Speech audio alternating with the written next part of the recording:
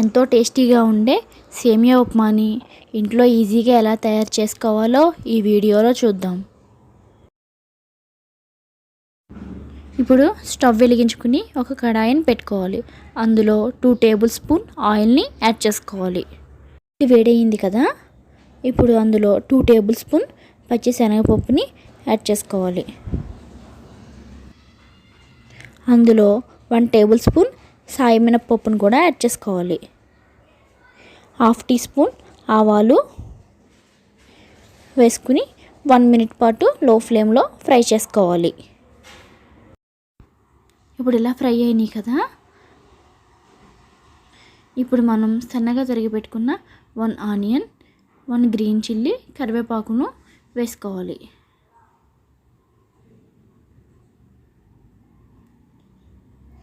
ఇలా 1 మినిట్ పాటు మనం ఫ్రై చేసుకుంటూ ఉండాలి.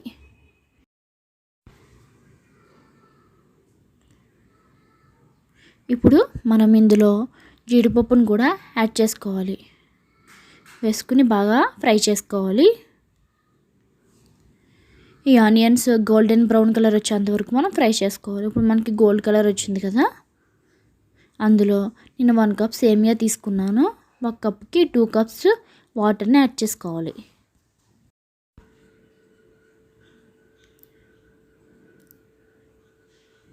ఇప్పుడు 1/2 టీ స్పూన్ పసుపుని యాడ్ చేసుకోవాలి. ఇప్పుడు రుచికి సరిపడినంత సాల్ట్ కూడా యాడ్ చేసుకోవాలి.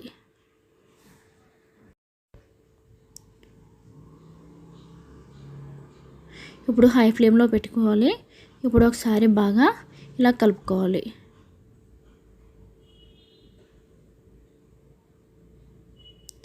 మనకి వాటర్ అనేది బాగా మరగాలి.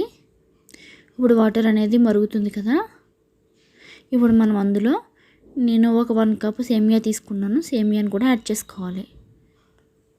యాడ్ చేసుకుని బాగా మిక్స్ చేసుకోవాలి.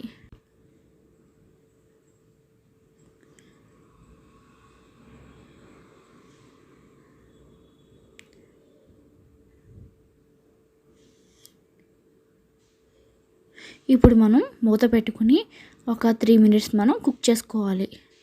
మళ్ళీ 3 మినిట్స్ తర్వాత మనం మూత తీసుకుని చూసుకోవాలి. చూసారా మనకి సేమియా అనేది ఎలా ఉడుకుతుందో.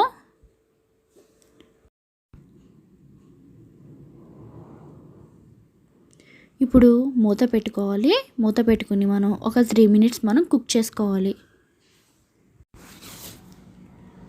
ఇప్పుడు మనం మూత తీసుకుని మరొకసారి కలుపుకోవాలి.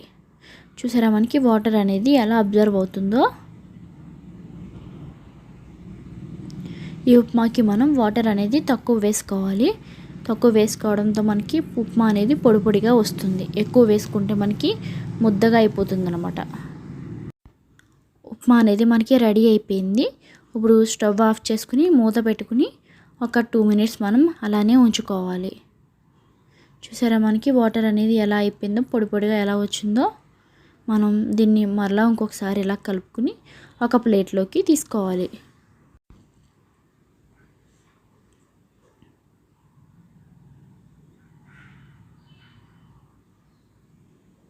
ఎంతో టేస్టీగా ఉండే సేమియా ఉప్మా రెడీ. మీరు కూడా మీ ఇంట్లో ట్రై చేసి చూడండి.